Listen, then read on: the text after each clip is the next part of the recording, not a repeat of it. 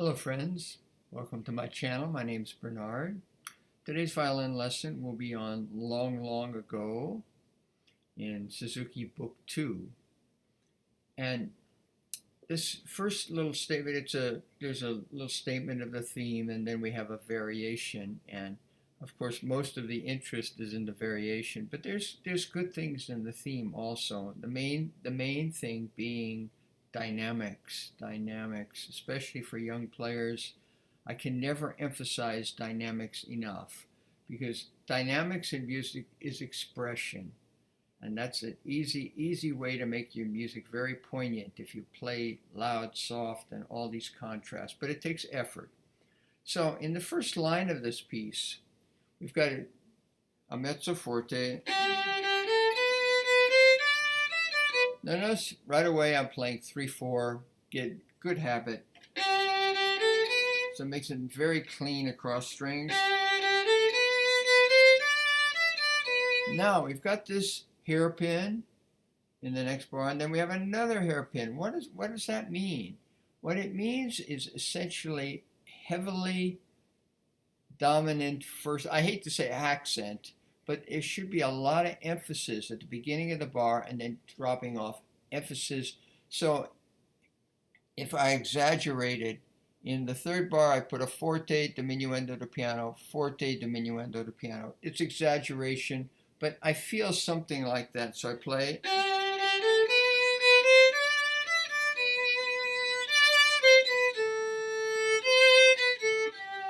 So there's that expression. I play it again.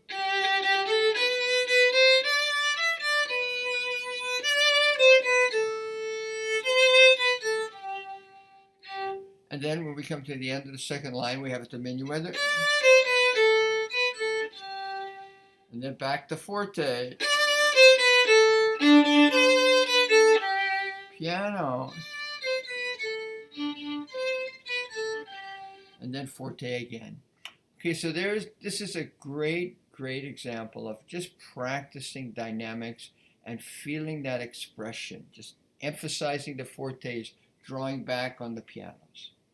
Now the variation, we have the same situation, and the first four notes, square them up, put a fourth finger down. So the bowing is going to be down, up, down. Good example of a very standard bowing on violin, where 2 slurred, 2 up with the hooked bows. So, and the complexity here is there is some across string stuff. Now let's make sure in the first bar of this, you're holding the first finger down as you play the open string. Same thing here, the second bar, hold the 3 down. Notice how my hand stays so quiet.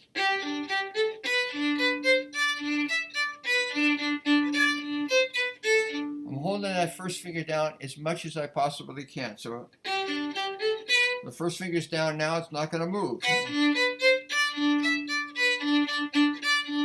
Now I have to move it on the open A. But then when I put the C down, I hold that down as I play the D, so that positions the first finger. Another thing I need to re-emphasize, as I've done in my very beginning lessons, always keep fingers over the string. It makes the intonation so easy. Just watch me. I'll play the whole first line. Watch how I keep my fingers over the string.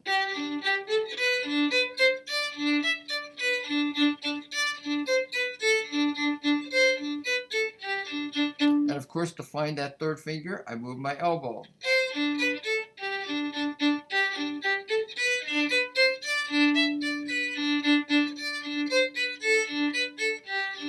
Now on this ending, I play the second, and there goes my elbow.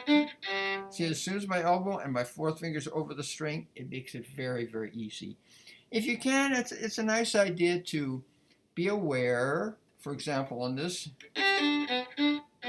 minor third, 3 half steps, and then you don't have to reach too far. Whenever it's a little bit wider, then you got to think about that and get that fourth finger out there, but we don't need that now. And the second half is basically the same, except that there's just some contrasting dynamics, which is a nice idea. So now you notice I'm just going to put the third finger down. So the last section, I have my third finger positioned, and I'm going to play 2 bars forte, 2 bars piano, and then back to a sort of a forte. So very good practice to play the staccato forte as opposed to piano. It's a slightly different stroke. One is much more marcato, and the next is just more of a more gentle staccato. So I play. And you notice when I position the bow, I positioned a little bit closer to the frog and more in the lower half.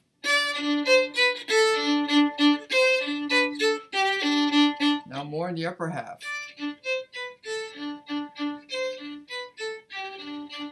Now again, more forte.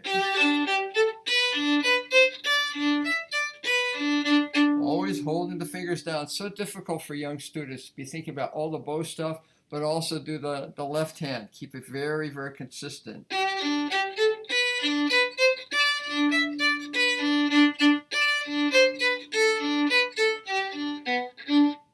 And move that elbow.